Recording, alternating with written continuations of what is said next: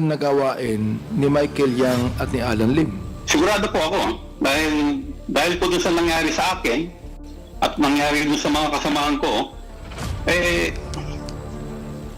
very obvious po na siya yung pinotektahan niya si Michael Yang at si Alan Lim.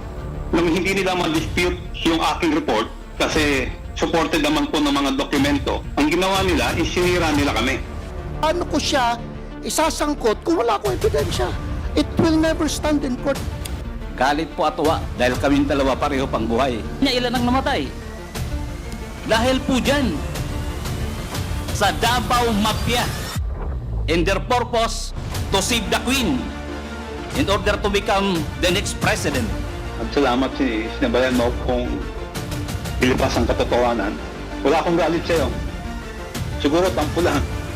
Pero wala na yun. Sabi ko nga sa'yo noon tayo nagtrabaho lang tayo. Kaso ang nabangga natin napakataas. Ano to? Naglulukuhan tayo dito? Natatakot siya? Na pumunta dito?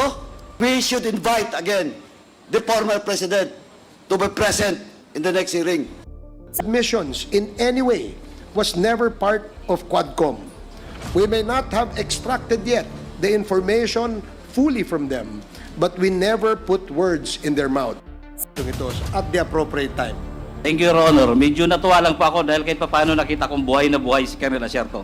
Okay, sige, We salamat. are both alive. Thank you for Your Honor. I may Congressman apologize. Pimentel, Thank you, please Mr. proceed. Chair.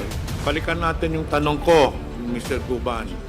Kanina binanggit ni Colonel Asierto na siyang nagbigay sa iyo ng intelligence report regarding doon sa shipment ng Bicapa Trading.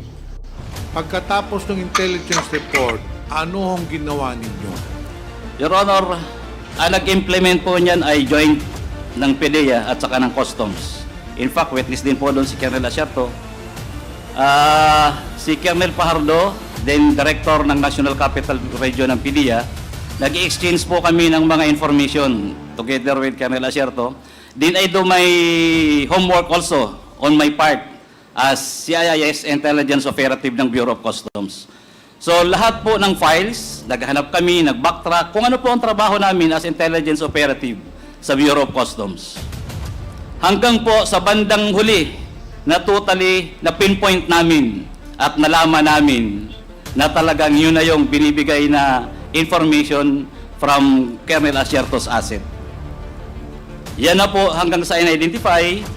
If I will be given a chance po, Your Honor, may mga supporting documents po ako dito to prove na talagang yan po ay nahuli namin.